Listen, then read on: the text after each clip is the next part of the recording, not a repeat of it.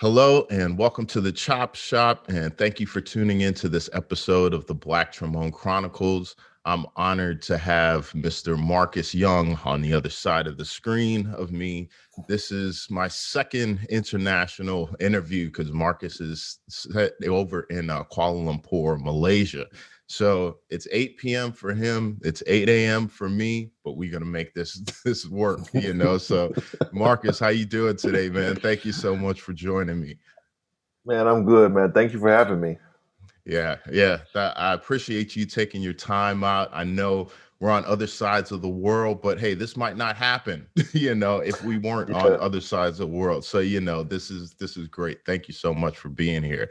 For the people that are just getting to know you, could you start off and tell them and me just candidly, this is our first conversation like this, tell me a little bit about where you grew up and how you got into playing the trombone.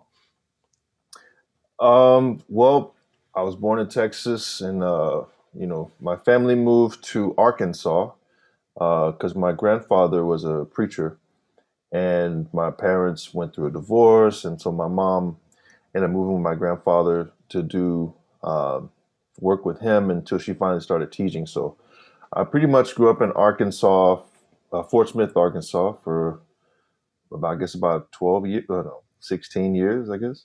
Um, And during that time, that's when I started the band program. So, everybody knows in the South, if you've been in the South, band programs are huge. You got the football programs, and they couple it with the marching bands. Um,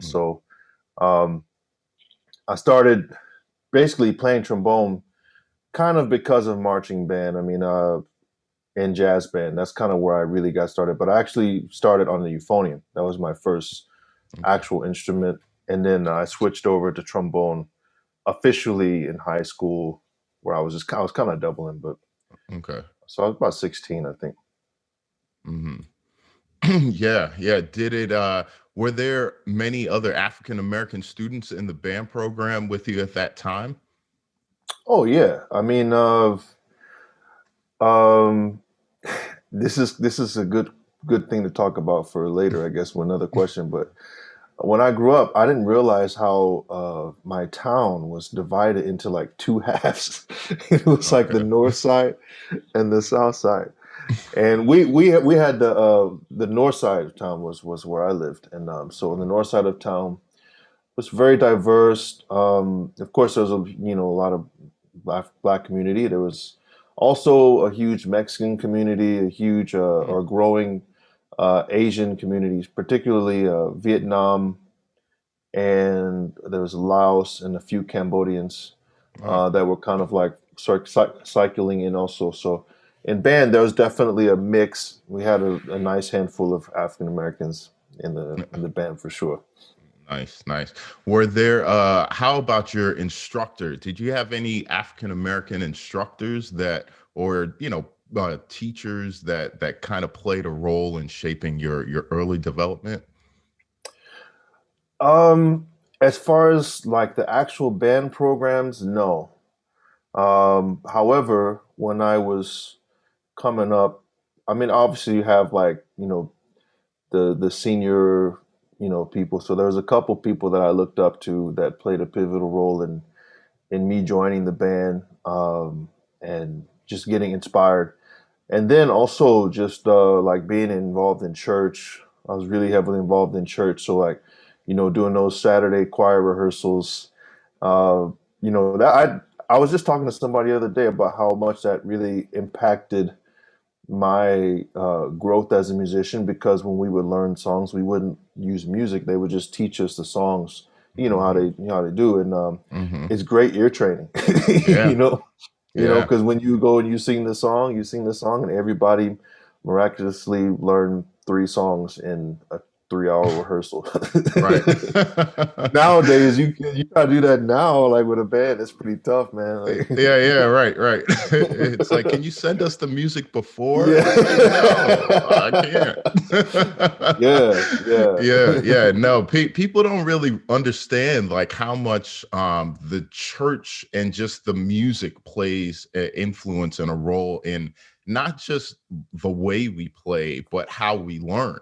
Yeah. A lot of times, we weren't afforded, especially as Black people, we just weren't afforded the same ways to learn as other cultures. So, we Hmm. learned how we learn, but it's such a huge part of how we are. I think that's why we can adapt to so many different environments easily. Oh yeah. Oh yeah. And I remember just because I haven't been to States in a while, so I haven't been to church in a while. Yeah.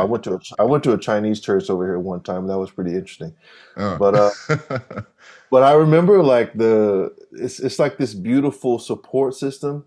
Like, because when I first started playing, like I stepped out of choir and started to play a little trombone on the side. I was just like, the choir was there, and I told the music director, I was like, I wanna play a little bit, and I just started learn a little bit about improvisation, Uh-huh. and so just trying stuff by ear. And every time, they'd be like, "Oh, you can do it, you can do it." But when it was, which was great, but when it wasn't right, they'd be like, "Oh, like." But you felt love. It was just like, Yeah, yeah. You need that honesty, man. Like, you just need that. It's like, yeah, that was very nice. yeah, That's you and did good. the feed, yeah, that feedback is so important to us, because a lot of times I think in situations, especially if you're like one of the only African American kids in band, let's say, sometimes you Oh, don't get the same kind of feedback, from the band director or from other people. And you're just kind of like there existing, church, they're going to give you that direct feedback. So it's such an important part of our development, I think. Um, yes. yeah. Now, moving into like, how did you, once you were playing trombone in high school, when did you get serious? And as you started thinking about going into higher education, how did you go about making those type of decisions? Great question, man. So high school, I was pretty much heavy on euphonium. So I would do like euphonium in concert band, and I would do the all state, stuff. Pretty heavy on that. And then the trombone was more like a fun thing I would do. Okay. So I was playing in jazz, and I would do like all state jazz band and stuff. But it really became a thing for me.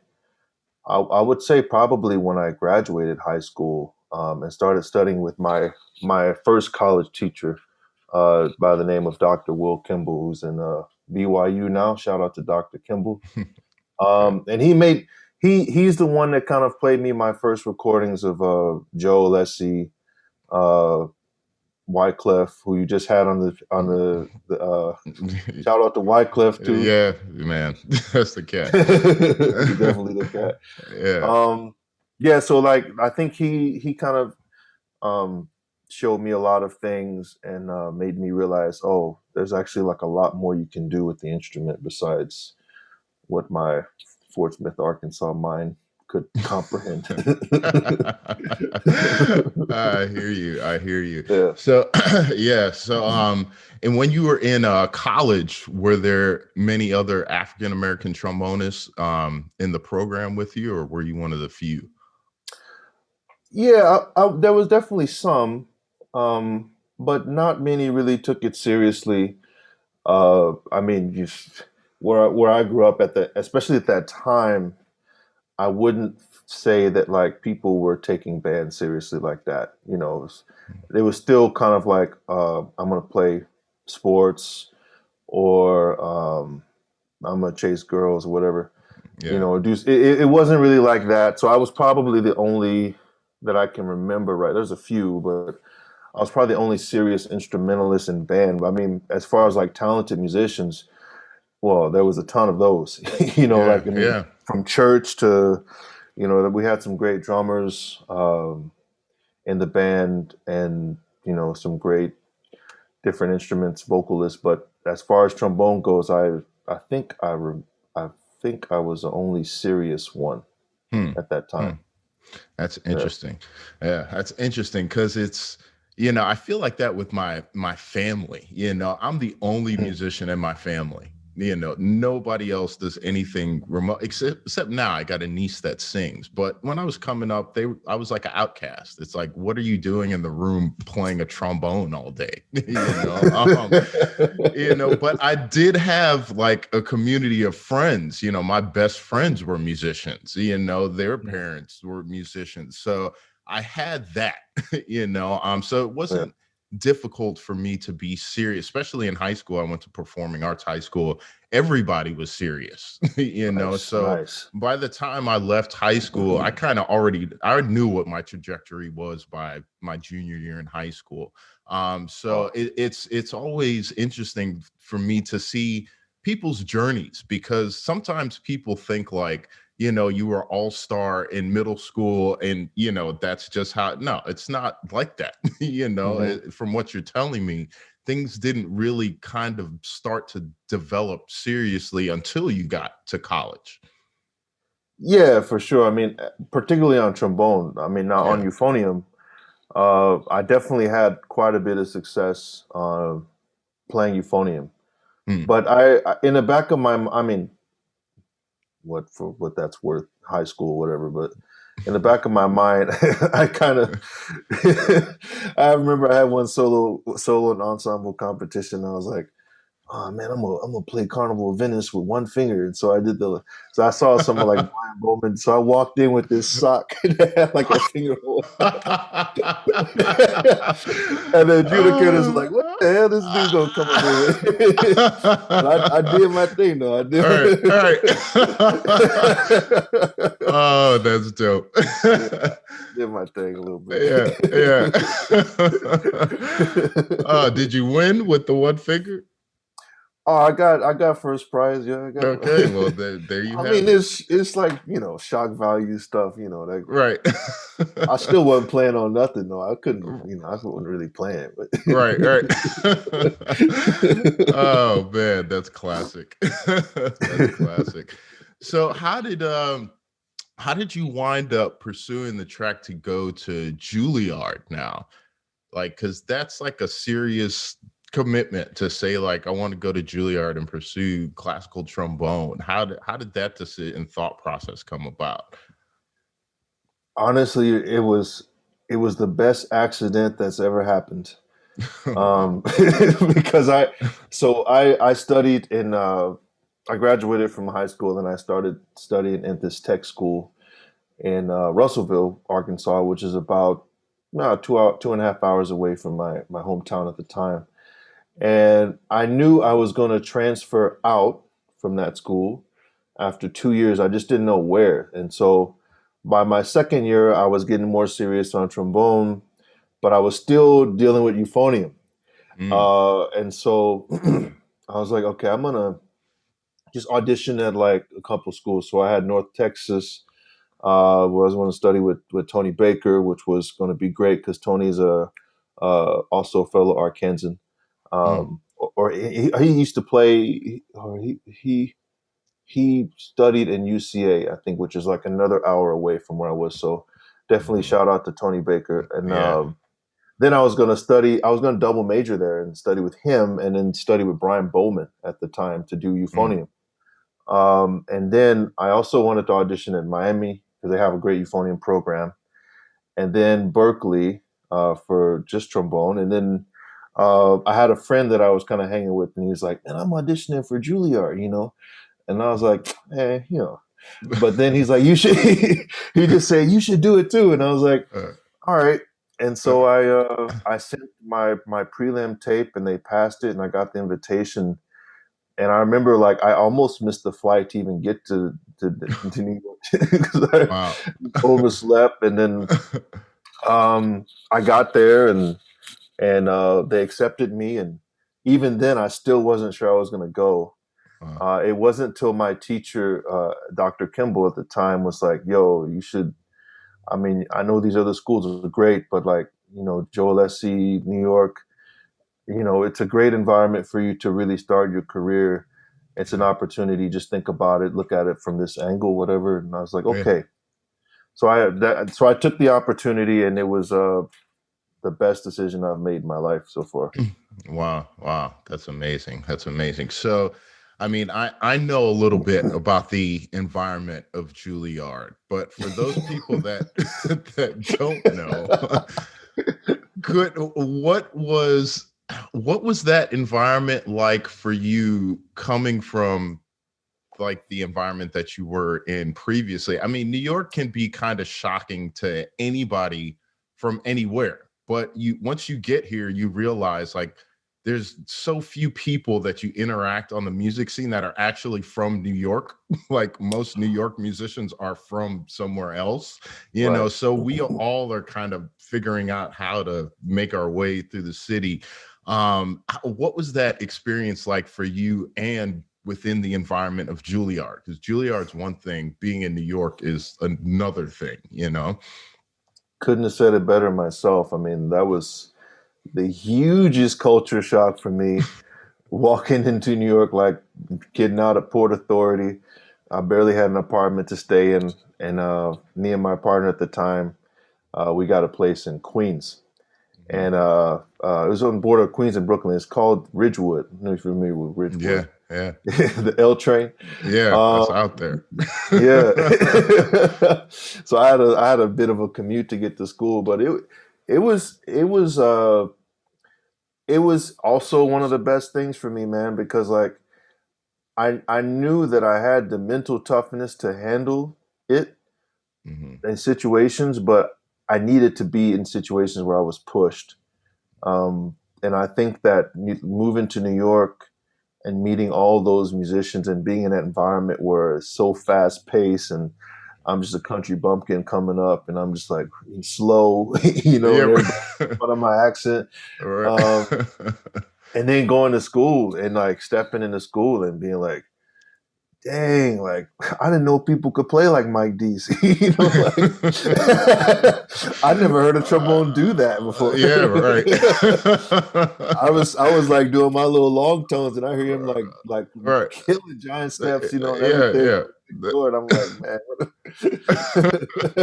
Don't worry, he still messes with all of us, and then he'll pick up another instrument. It's like, man, just give me that trumpet or that saxophone or Man, the Mike drum. is Like, he's just ridiculous. Mike is a goat for sure. Yeah, yeah, he's a bad boy. Yeah, definitely, Yeah, yeah, definitely. that's an amazing environment. So, what year are we talking about that you came to Juilliard? My first year was 2003. Okay, okay. Started in What was 2003. was that around the time when the jazz program was first getting started? Yes. So this plays into my whole lore about like how I started there because in Juilliard because the first day I got there, so jazz program started like I think maybe 2 years before I got there, Hmm. and and I heard about it and I was like, oh, I thought like it was like a college, normal like state school where you could go and be like, I want to sign up, Right. So I, so I first day I get there, I go to Victor Goins' office. I knock on the door and I'm like, oh man, I would love to be in the jazz program. And he's like, oh well, you gotta audition, and you gotta do this and do that. And I was like, oh, so I'm stuck in the classical program for 4 years. But he was nice to me, and he was like, if we ever need an extra trombone player or whichever, we'll definitely keep you in mind, and you know, look up Mike and Willie Applewhite, James Yeah, Burton, yeah. and Matt McDonald was also there at the time. Hmm. And so I try to latch onto them as much as I can and just like sponge their brains all the time. Yeah. Um, and so that was kind of how I made peace with being there. I was like, okay, I can be Yeah. there and kind of get the jazz thing too. Right, So right. Yeah, I mean, for people that don't know, Marcus is like a dual threat on the trombone. You know, not only is he the principal trombonist in the Malaysian Philharmonic Orchestra, but he's also a killing jazz player, you know, and appreciate that, man. you really don't get that too often. You know, you have some people who play classical and they dabble in jazz and they can play like a blues and stuff, but you're like legit, you know, and it's great to see that. It really is great to see that. Thank you so much for the compliment. It's always a work in progress to not sound sad. Hey man, that's like a great quote right there. Oh man. So tell me a little bit about how did you wind up in Kuala Lumpur? Like, how did that process happen? Did you ever even think about going international and auditioning for international orchestras, or like how did that opportunity wind up happening? Um, that's a great question, man. Well, first uh, so by that time I had already finished the classical program at Juilliard, and I was actually studying with Wyclef and Steve Mm, Toure, that my first year in the jazz program, and I got a call from Joe, who was like, would you like to go to Malaysia for 2 weeks? And I'm like, yeah, of course. It pays well. Why not? mm, So I went to KL, Kuala Lumpur, and played in the orchestra as a sub for 2 weeks, and kind of got a taste of the space. And I was like, okay, this is kind mm, of cool, whatever. But I'm still gonna go back to New York and do my thing. mm, But then over that summer, they contacted me again and was like, would you like to come for a year and possibly audition for one of the positions out here? And that was one of the toughest decisions I had to make, because mm. I wasn't really, I mean, I was doing okay, financially in New York. Um, and I feel like I was just kind of making my way into the scene a little bit. Um, so it was kind of like, is this too early to do this? Mhm. Um, but I was like, you know what? It's just a year. Yeah. New York ain't going 10 nowhere. years, 15 years later, it was just a year. And Yeah. I told you, okay, I'm gonna take a year off. And so I decided to just give it a try. And man, I fell in love with KO like Wow. five months after I got here. Yeah. Yeah.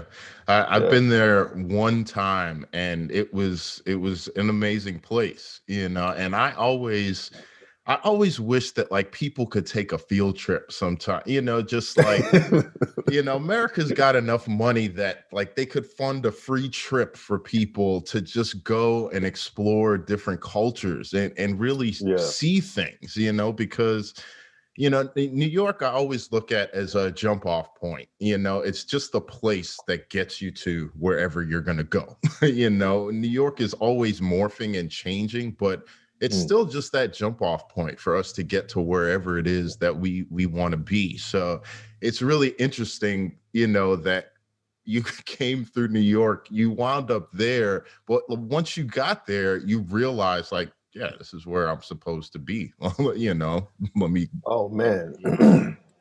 Well, also, I mean, like, I mean, you've been here, so you know. And I always tell my friends who haven't been here, like, man, like KO is a vibe, And plus, Malaysian Philharmonic isn't the most famous orchestra by any means, but we have a really nice setup where we're funded through the major oil company here called Petronas, Mm, and so we have a little bit of a security that most orchestras don't, mm, which was also like a draw for me at the time, because I knew that like we never have to like raise money. We never have to like, right. because it's like we're connected to the biggest corporation in the country. No. And on top of that, uh, it's a pretty nice life, man. You live in the tropics. You have you know, a couple pools downstairs, and Right.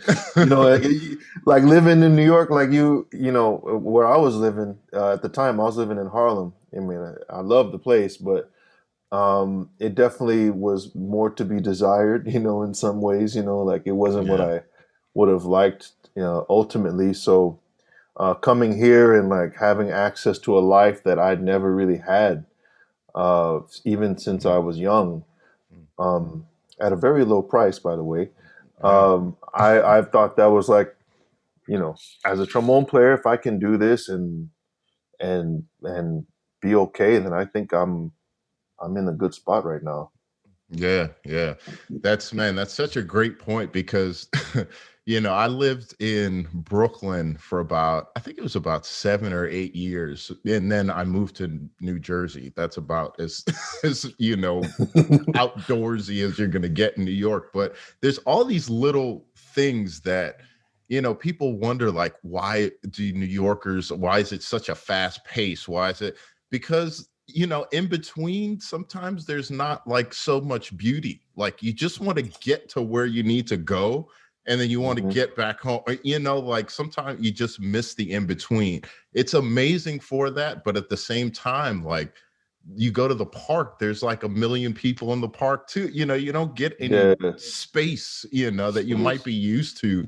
Like, I grew up in Miami. I'm used to like a little bit of space. So New Jersey made sense for me because I can still go into work, but I have a little bit of space, and I would imagine that's similar to what you're talking about, being in an environment where you just have a little space to think and to be you.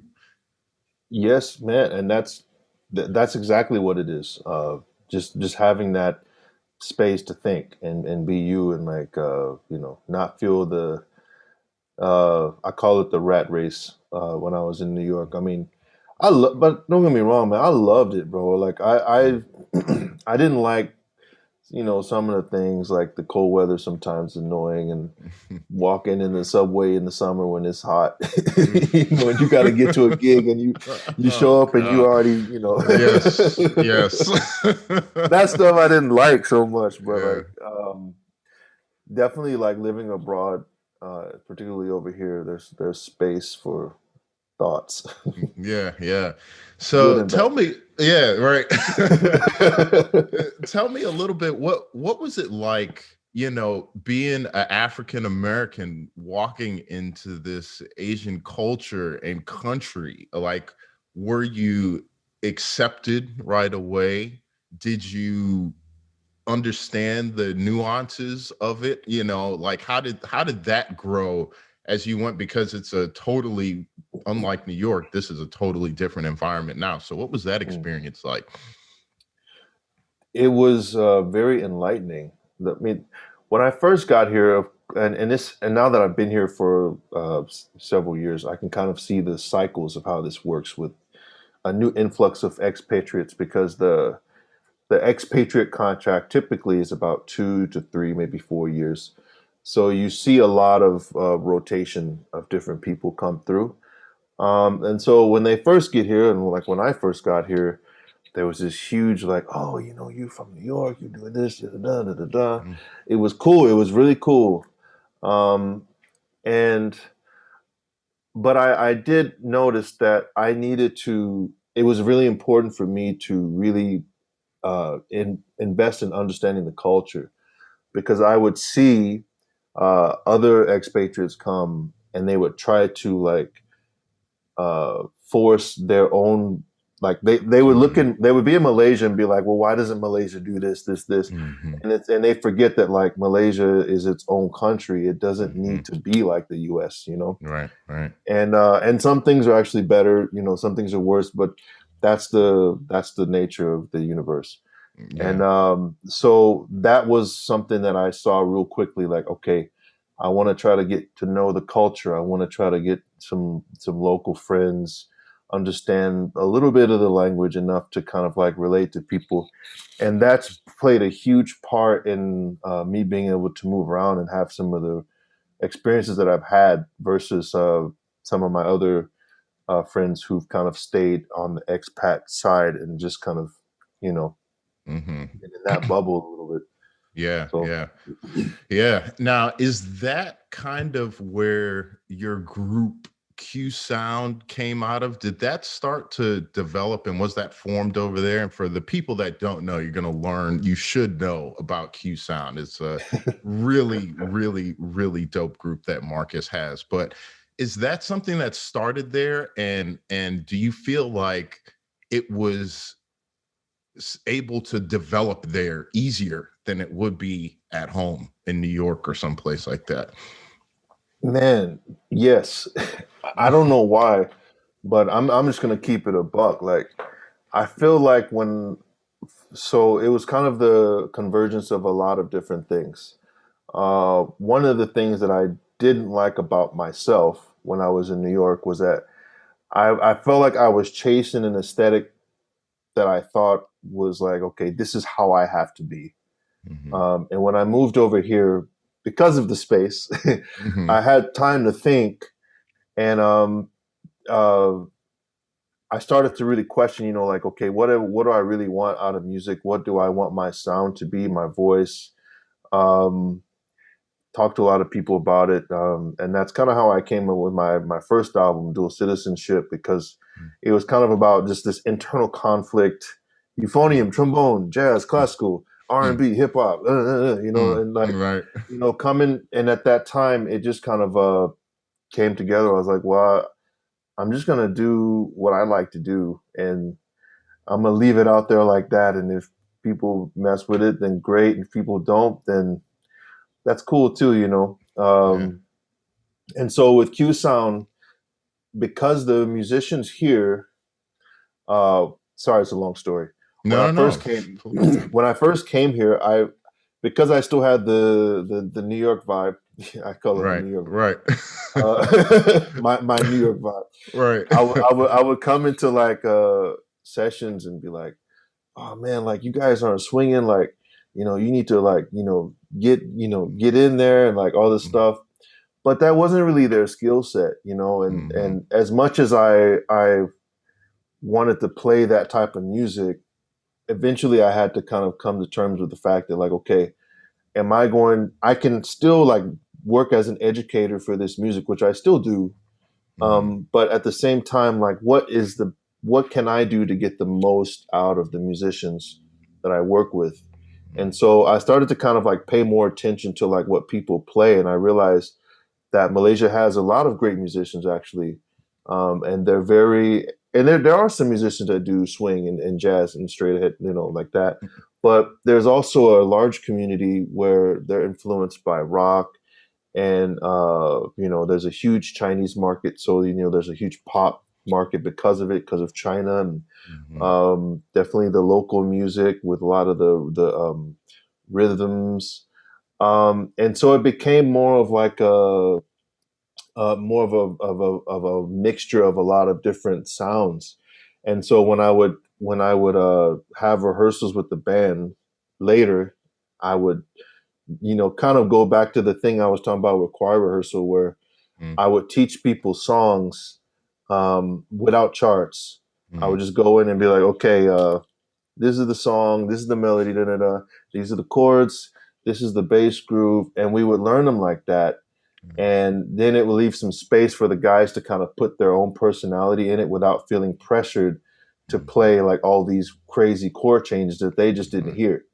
And sometimes they would change it, you know and it would be better. Yeah. So you Yeah. know Yeah. so it was kind of like just kind of like working the room, and then obviously kind of guiding the ship, but really letting the ship kind of become its thing. And that's kind of how we've evolved over the Yeah. years.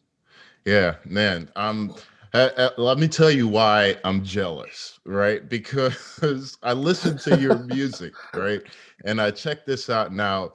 That back in, I would say maybe 2004, I had a group that I formed. It was called Odd Logic, and a logic with a K though. Odd Logic K instead of a C. All right. And similar to your thing, it was more like groove based music. It's definitely not straight ahead. I had Mhm. vocalist, trombone, and trumpet frontline, and, keyboards, bass, and drums. Oh, nice. And it was like an amazing project that kind of came from like hey, let's start a band, like a bunch of us, because where I lived at the time in Brooklyn, I lived with this cat named Kevin Lewis, who's a great trumpet Mhm. player out of New Orleans. And our house was just like the melting pot for music. Anybody that wrote a tune that wanted to try it out, they come by our crib and we just Wow. play. So that was probably the time when I composed the most and I collaborated the most with people. So we Mm. start this band, and then very quickly I realized, okay, you can't have a band without a leader. That just doesn't work. You know, there has to be a leader in the band. Right? So, so I assumed leadership of the band, you know, and put some things together. We put out a really nice album. I think it was in 2007 called Modern Authenticity. And one of the things that was interesting for me was, as a trombonist, we know it's not like the sexy sell, you know, when it comes to marketing. It's not like saxophone or trumpet. So Mm, I kind of packaged this group as Odd Logic, not as mhm. Dion Tucker and a band, as Odd Logic.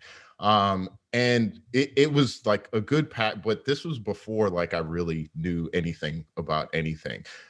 So I didn't fully embrace this amazing project like I should have, because of a lot of the things that you talked about. It was like, how should it look? It should look like this. It should be like that. And because of that, it never really happened, you Mm. know? So I wonder all the time, like, if I did this project somewhere else, what would have happened? You know, now there's the Robert Glasser, there's all this stuff, but I was like doing similar stuff like that, you know, at Mhm. around the same time. So it's just really interesting to me to hear, you know, that sometimes space gives you opportunity for yourself to do what it is you should be doing, you know. And I think that's a really beautiful thing with your story. Man, thank you, and speechless because I know, like you said, you know, I know exactly what you mean and how you feel about it. And even like doing the QSound project, sometimes I'd have this silly idea where I'm like, you know, maybe I won't share it on Facebook because like some of my guys in the States might hear it and be like, he ain't really doing nothing, you know. But like, you know, at the same time, man, like I was just talking to a homie the other day about this, and we were talking about how once you like, I mean, we have to study obviously music, you know, because we respect the tradition and the history, and we want to contribute.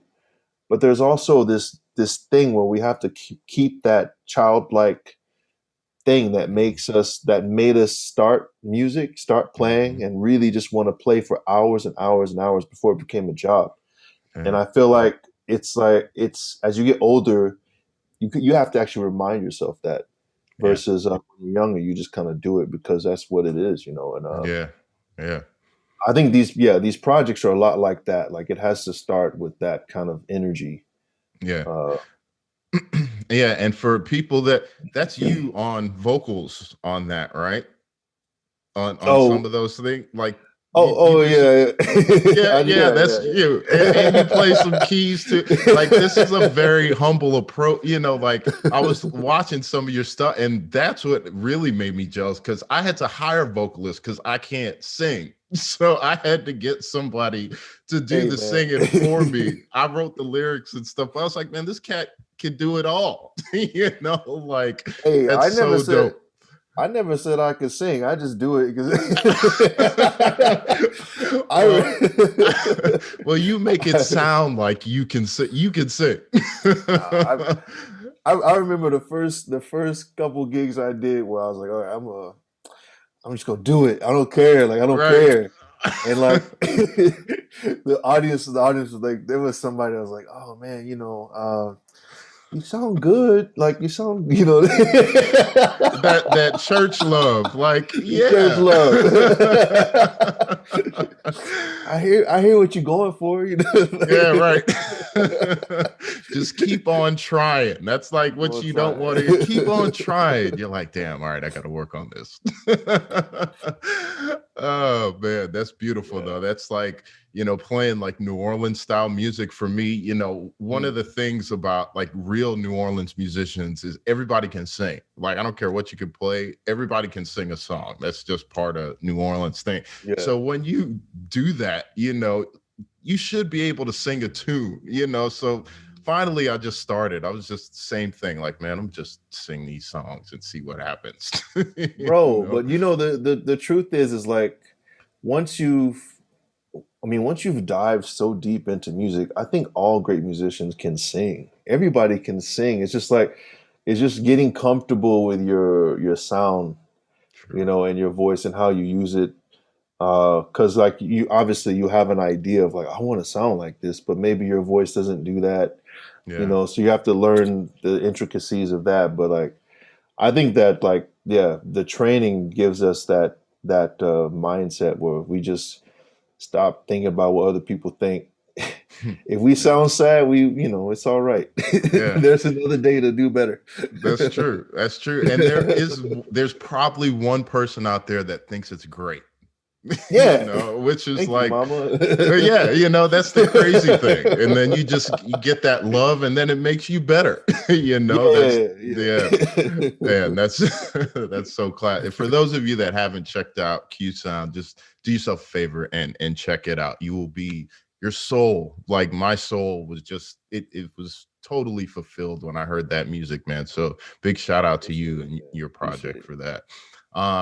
I wanted to shift a little bit and talk about, 2020 was a crazy year, not only because of coronavirus, but a crazy year because of all of the social unjust that was happening in America.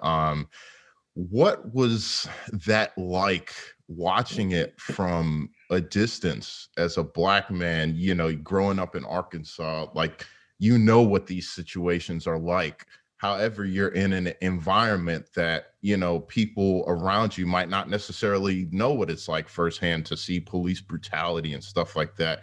What was it like viewing it from afar and then having to deal with it in a different culture? It was tough, man. I mean, you know, the first time like I saw the George Floyd thing, I was pretty shocked. I was just like, I can't believe that this is happening on camera right now, you know.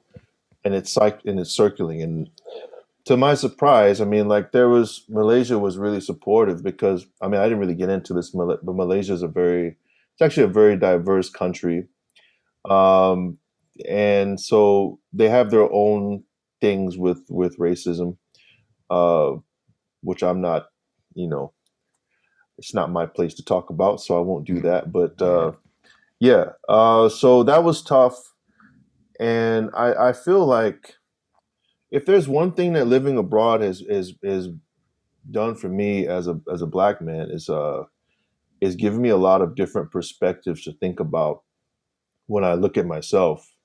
Because in you know like I've always kind of I mean I was lucky enough to have my mom who was a teacher and she knew what was going on down in the South, so she kind of raised me a certain way to kind of think like, okay, like you know, act like you have some sense, you know, like the stuff that we you know here and obviously there was stuff that I encountered, but it's in some ways I never really realized I was encountering it because she kind of put me on this path of like, you know, you have dreams, follow your dreams, like, you know, do this and don't be involved in any mess and all this stuff. And so like I kind of got fixated on like I'm gonna do music. I love music.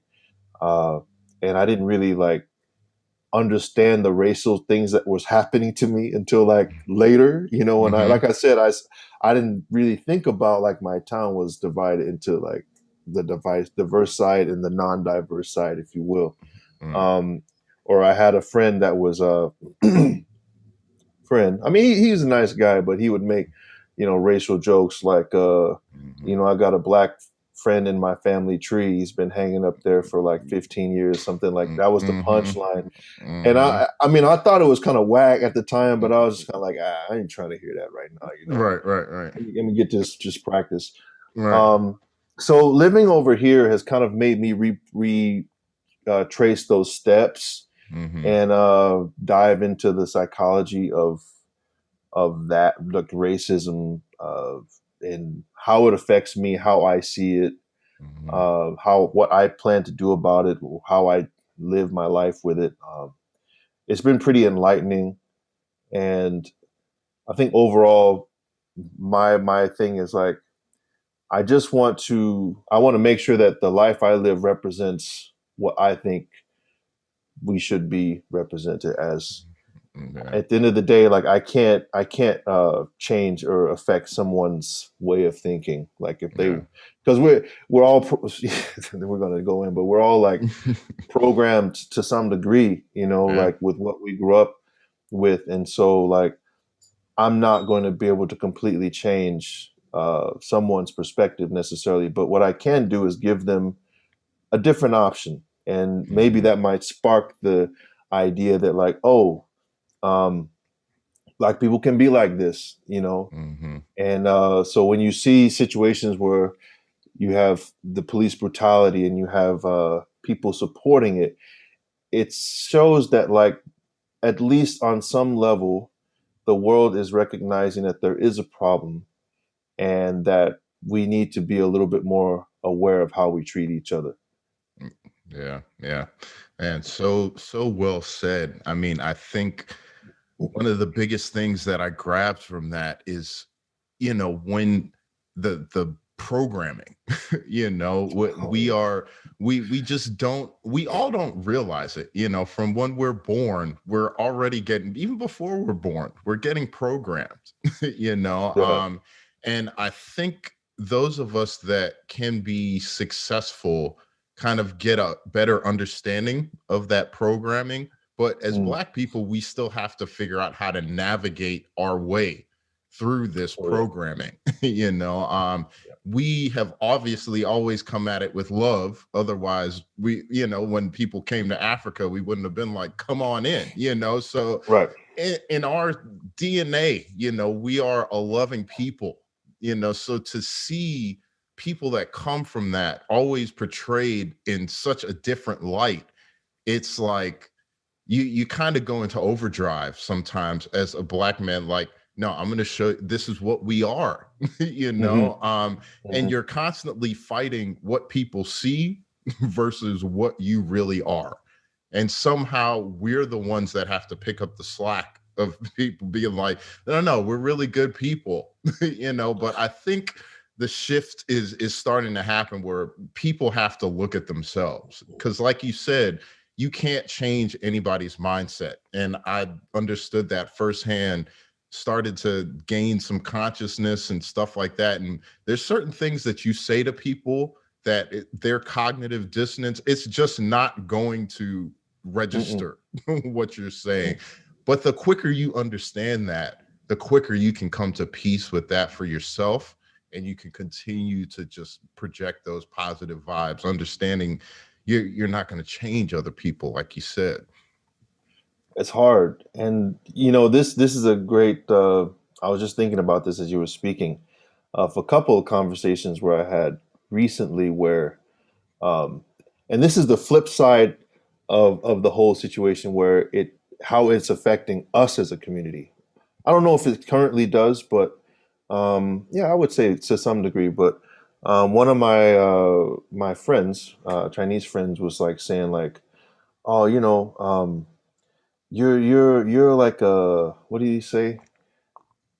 Basically like the equivalent of like an Oreo. He said that. And I laughed at him and I was like, well, what do you mean? Right. And He's what do you like, know about and that? he was like, he's like, oh, well, you act like this. And I was like, listen, man, like, bro, like there's the spectrum of what it means to be Black is not, it's not it's not just hip hop, it's not just Yeah. basketball. It's like Yeah. we're a vast group of people, and like, but I understand what you're getting at, because this is what you've been programmed to think. And Hmm. it's the same thing as the racism thing. You grow up thinking these things about people and you think like, oh, they're like this, but actually when you get to know enough of them, Yeah. you especially and I mean, if you get to know a lot of people in one area, that's one thing, but like when you're able to travel and see different types of groups, Yeah. then you realize that like the Black people here are not the same as the Black people here, which are not the same as the Black people here. Maybe there's one thing that's the same, is that they're all Black, but Right. like as far as like their characteristics and personality traits, that can vary, Yeah. because Yeah. and I think that that's such a great thing about being human, is that like when we have to remember that like like, am I going to tell them out because they're Chinese? I'm like, all Chinese people aren't the same. Like when Right. I go to China, they're a different way than when I talk to Malaysian Chinese. Where when I talk to American Chinese, they're different than when I talk to Japanese people. They're different, which is different nationality. Mm-hmm. And like what we have to like always remind ourselves, especially that social programming, I mean, it's there. Yeah. And so we have to we spend our lives unlearning stuff. Yeah. As we get older, we just unlearn Yeah. all this nonsense that we pick up. Yeah. you know That's such a good way of putting it. And I think if people realized it a little bit more from that perspective, it would be easier for them to be able to let go of some of the things that they just kind of hold on to. Like, I don't even think they know why they hold on to it. It's like they don't even have like a found, because when you really ask them, like you said, where does that come from? Then you have to like kind of go back and reflect, well, why do I think that?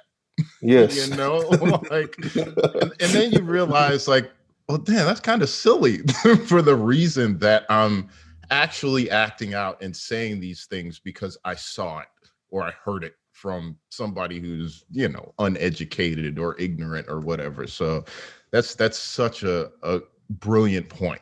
I was wondering if you could leave us with, since you've been in another culture, you've been in a lot of different environments, and you've been able to remain yourself and stay grounded. What advice would you give to people to help them, even if they aren't in other cultures, but to help them stay grounded in their beliefs and be able to be more understanding to what's going on around them within their environment? Mm. Um, I learned this from music, and I found it to be a life lesson. Stay open, educate yourself on the history, stay open, uh, learn about spirituality, stay open. Um, and then like when you're dealing with society, learn about uh, as much of the different races and history. It's a I would say it's history. So like learn, Mhm. educate your mind, because the more that you know and the more that you can stay open, you can receive more stuff. But you also like if you do a proper study on history, you realize that like obviously there are things that have not been taught to us in school. And what about like if you were to go to the UK and ask them, well, what did you guys learn about American history? What did you guys learn about African American history? What did you learn about African history? Or in China, what did you guys learn about African history? And you'll find a different perspective, and they'll even know stuff that we don't even know about ourselves. Yeah. And so it's like the best thing that we can do is educate our minds and our hearts to be open and continue to be able to grow, evolve. Yeah. Yeah. And that's such a great word, open. I'm using that. I'm carrying that into the day, because if you're not we always talk about this box, and think outside of the box, but a box is literally something you're confined in. Just take away the box and then you're open, to being able to see all of these different things from different perspectives. So thank you for that. That was real. you know Thank yeah. you, man. Yeah. No, and I mean, thank you so much for sharing your insight, your perspective, your knowledge. And I know that people check this out, your music. Like, thank you for putting that out there into the world, because once you listen to it, you realize like, I needed that. You didn't even know you needed it, but once you get it, you realize like, man, I needed that. So That's thank you love so right man, thank you so much. there. Thanks for being you. Really, that's Appreciate it, ultimately man. what I want to give you thanks for, being you. There's a lot of people that try to be somebody else, but you have embraced being yourself, you know, so big props to you for that. Appreciate that, man. Appreciate that. Thank you for having me on your show. You guys been killing it. I like all the episodes. You got some great people that you've been putting up. So, man, keep doing it for us, man. Appreciate Yeah, it. absolutely, absolutely. Every one of these add value to the people. And for everybody that watched this episode, I want to thank you so much for sticking with us and hearing Marcus's story. If you want to learn more about him, you can check out the links in the description. And if you haven't done so yet, make sure you subscribe to this YouTube channel, The Chop Shop. As always, thank you for watching, and we'll see you next time at The Chop Shop. Later.